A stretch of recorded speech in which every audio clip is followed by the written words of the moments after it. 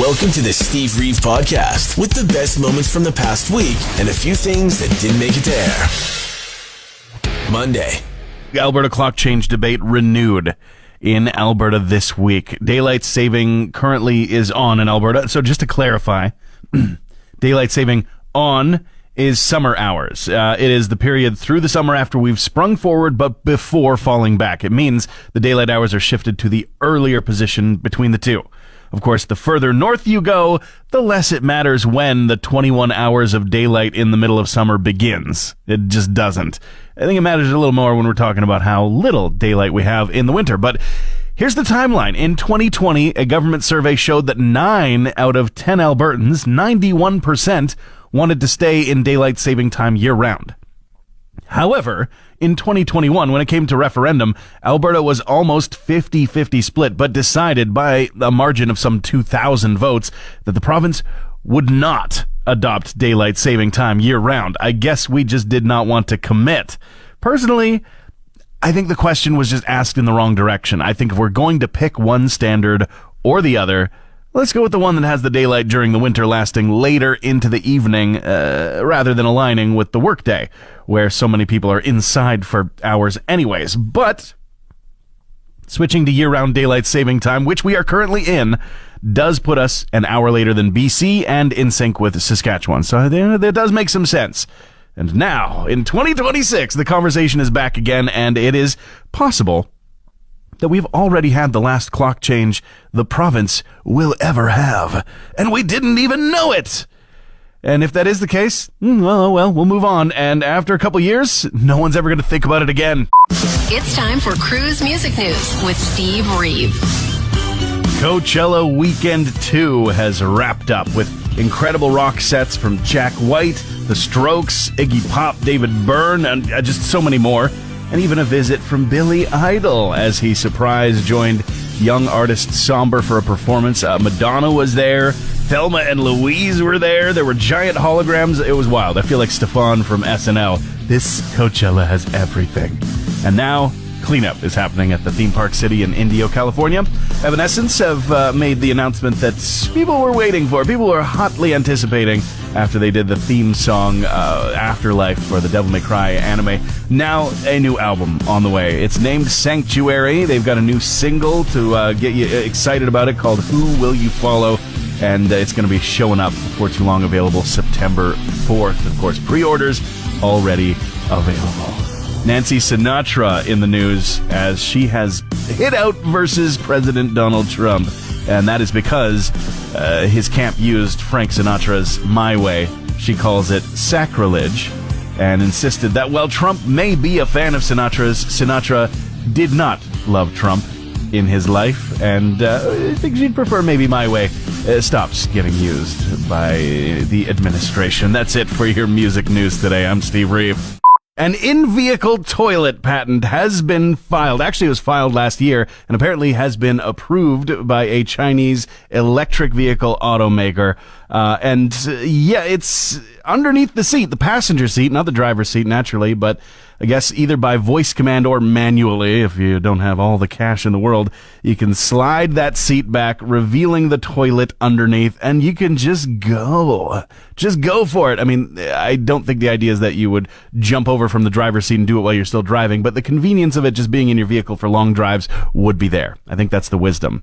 As for what it does with the waste, it uses a rotating heater to evaporate the urine and dry out the turds. It's like you're going to have a hot litter box shaking around underneath you. Oh, great. But, hang on. Whoa. They say you won't have to deal with the odors because it has a fan and an exhaust system to blow that hot toilet air outside the car. Better keep the windows up. You're going to be crop dusting other drivers on the commute, like really enhancing the already aromatic bouquet of the Taiga Nova fart cloud with this technology. Tuesday. We had our tax appointment last night. I know we don't do it ourselves with the software at home. We go to talk to somebody who knows a little bit more about it than us. And while you may be thinking that we were cutting things pretty close to the wire, doing them in late April, I'm here to tell you, yesterday was the perfect day to do it. We were the last appointment of the day for our tax advisor, and she wanted to get home in time for the game last night, so she was on her game flying through the filing. She was like with glee going over everything and even double checking everything as she went. So like I wasn't feeling like she was going too fast or anything. I was thrilled. The whole thing over before we knew it. So thank you, Oilers, a service I didn't know they even provided. And as well, congrats on the win. Smart speakers can be creepy, huh? Like always listening, always trying to sell you things, always not really working the way you want it to when you're trying to just get it to play that one song. Oh, I don't know what you mean. Here's a different song. No, this is what you do. But it did something new yesterday. It creeped me out so hard. It's bedtime. We have lights, lamps on the headboard, and they've got a smart plug that they're plugged into. So all I said was, hey, blah, blah, blah. Wake word engage, and then I said bed lamps on. But it thought I was whispering, so I got back, and it was a loud whisper too. I got back okay. Never again. Never again. There's got to be a setting somewhere. You're listening to the Steve Reeve podcast from 100.5 Cruz FM. Things are looking shaky for the Michael Jackson biopic, simply titled Michael. It officially releases tomorrow, but already reviews are mixed, shall we say. And in an interview with The New Yorker, the director of the film, Antoine Fuqua, has basically let slip that he is very suspicious of anybody who accused Michael Jackson of any untoward sexual assault issues that came up in the early 90s. In fact, they originally had portrayed one of the boys that was at the center of the very first trial against Michael Jackson, but they weren't legally allowed to portray that individual on screen, leading to reshoots that have actually just taken all of that chapter of Michael Jackson's life and posthumous life out of there, just to focus on success after releasing an album. Curious. Beck in the news because he's got a brand new single out. There's no word if the Lonesome Ride song is going to get followed up with an album at all, but earlier this year he released a collection of rarities and covers called Everybody's Gotta Learn Sometime. Last studio album was Hyperspace back in 2019, so it's anticipated that he'll be letting us know about an album soon, but he does have a tour to help support this new single that kicks off in Vancouver on September 16th. Though technically doesn't fully count as a North American tour. Madonna as well getting news headlines because not just the appearance at Coachella, but the disappearance of her clothing from Coachella. She says that after her performance, a number of items from her archive will have gone missing. She says, these aren't just clothes, they're part of my history. This full circle moment hit different until I discovered that the vintage pieces that I wore went missing. Very curious if somebody did steal them. Hey, give them back. She deserves them. But I do also suspect that at her advanced age, they simply might have just been misplaced. Who knows? That's it for your music news today. I'm Steve Reeve. Wednesday. We got a big carnitas pork from the grocery store. It had gone into the freezer for another day, and then we finally went, actually, that sounds great. Let's do burritos. But it yields just a great amount of filling, burrito filling. So after making some rice, adding some refried beans and everything, we had too much makings. I am not kidding when I say for the last 3 straight meals, it's been burritos. And there's enough to make more. And I'm definitely considering it. I think lunch is going to be more burritos. I'm living my best life. There's no problem with this whatsoever. Now, my significant other is absolutely a person who gets a bit tired of leftovers. And my resiliency for that lasts a lot longer. It's usually like 1 or 2 meals of the same ingredients, the same makeup. And she's like, well, no, we got to change it up. We got to do something different. And I'm like, burritos all day, every day, and we're happy. A number of Finnish Air Force trainee pilots had to go to the principal's office after using flights to draw shapes. They were able to finish drawing quite phallic shapes in the sky. 2 of them, in fact. Colonel, you better take a look at this radar. What is it, son? I don't know, sir. But it looks like a giant... Johnson! Yes, sir. And the shapes drawn digitally over the map of the Helsinki region were visible to the public on sites like Flight Radar. Apparently, they also drew a pair of hearts. So this is clearly just an elaborate mating ritual. They're just flirting up there. Now, it's so juvenile, and it's so funny. And it's just a fact of life. We just need to come to a place of acceptance here, I think. If humans are able to use any system to draw any rudimentary shapes at all. There is a timer that begins that instantly starts counting down to the first time someone draws a penis with it. Spray paint on a blank wall, tracks through the snow in video games, radar-tracked flight patterns, doesn't matter. In the end, we're all just a little bit Jonah Hill in Superbad. Hey Alexa, play the Steve Reeve podcast. Somehow, yesterday was the 10th anniversary of Prince's death, and with it, a new single was released, a song called With This Tear.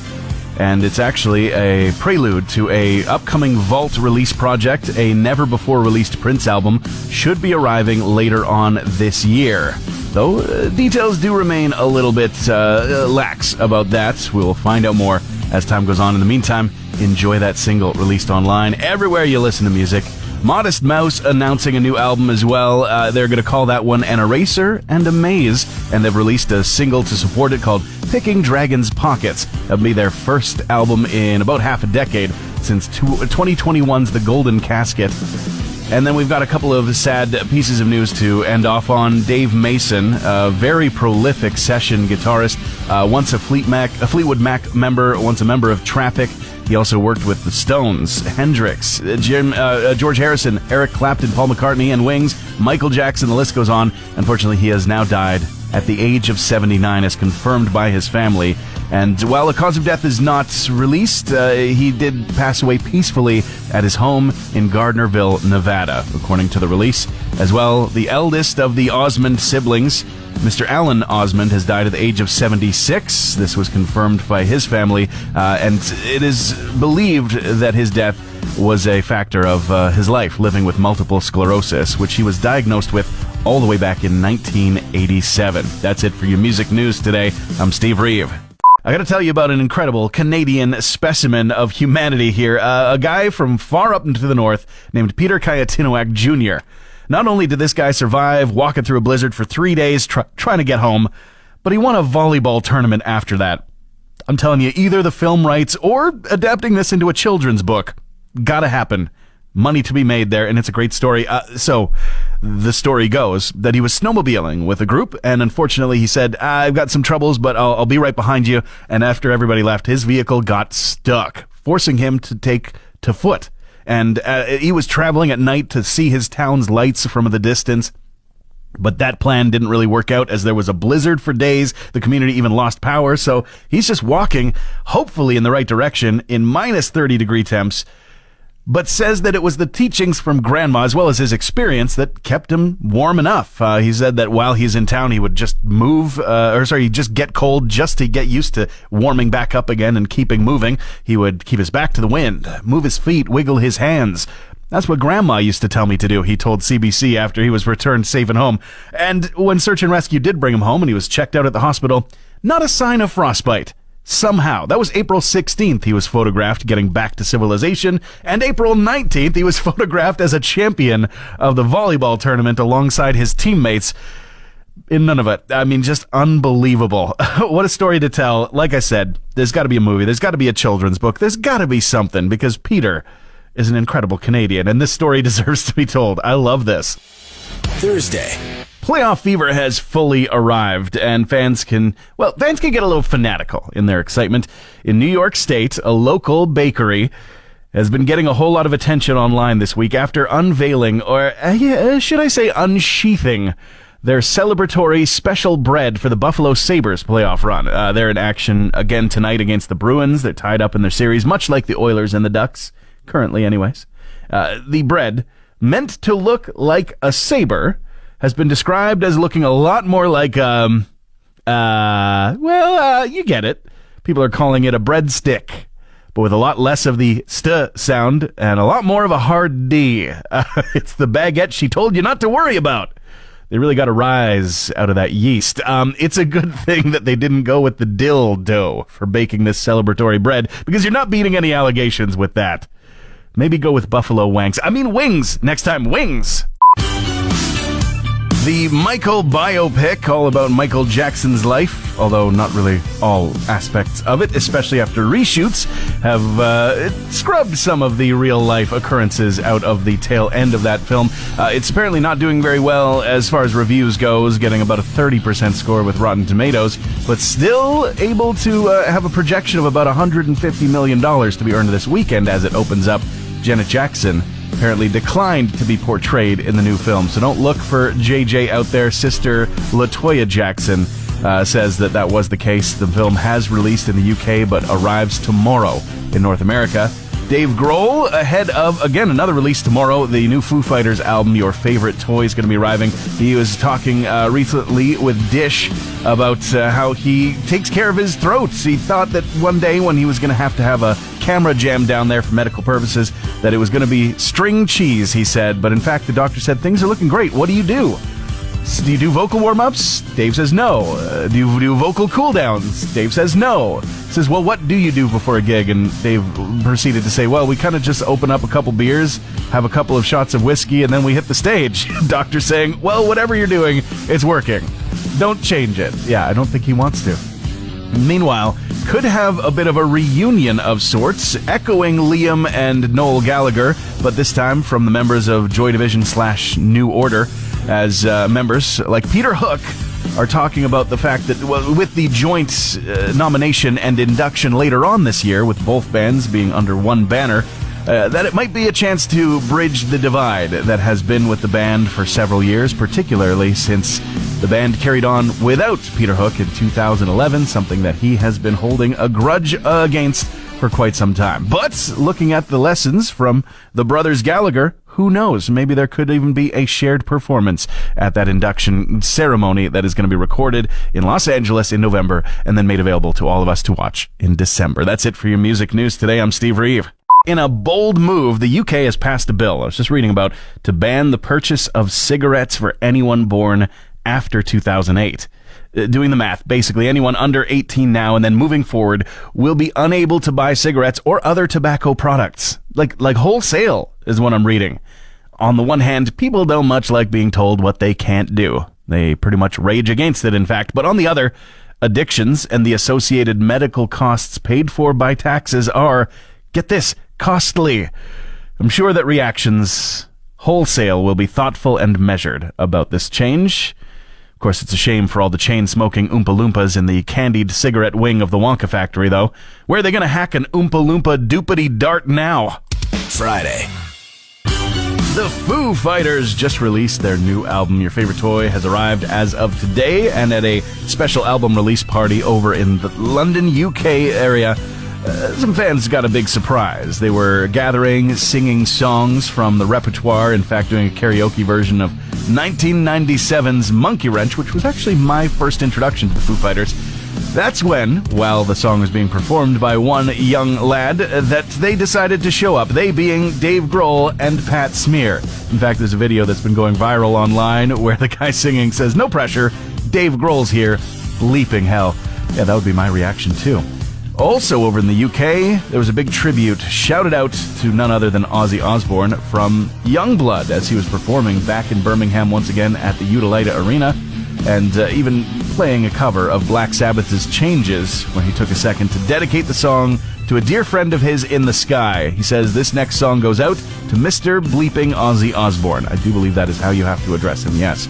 And Neil Young has got some new and old music coming out. A new album is on the way. He says that he has recently completed it, and he hopes that people will enjoy it. He says it's ready to go, and he hopes that people will connect with it. He says that when music comes like this, it really is a gift, and you really feel it. Everything here feels so good. It's going to be a minute before it actually does arrive, but one of the notable features of the album is that 3 of the tracks are songs that he wrote 63 years ago. Not everybody can make that claim. That's it for your music news today. I'm Steve Reeve. I think we lost something along the way here. Cereal box toys aren't a thing anymore? Tell me you don't have kids without telling me you don't have kids, right? But no, the thing is, we still keep cereal stocked at our place, and when I think about it, yeah, there are like never toys in there anymore. Auction sites like eBay, they're always brimming with the old promotional nostalgic crap like that from the 80s and the 90s. But it totally tapered off. And admittedly, there have been some hiccups along the way, with people encountering several different choking hazard pieces over the years. And in one case, even Spider-Man watches with mercury batteries in them inside the box that contains part of a balanced breakfast. Probably not a wise idea. I feel like on paper, maybe kibosh that, say no. But now the Kellogg Company is doing a Toy Story 5 tie-in. That movie's out in June. And so, to promote it, they're going to be putting toys back in their cereal boxes for the first time in more than 10 years. They're calling it a simple, screen-free moment of discovery that families can share.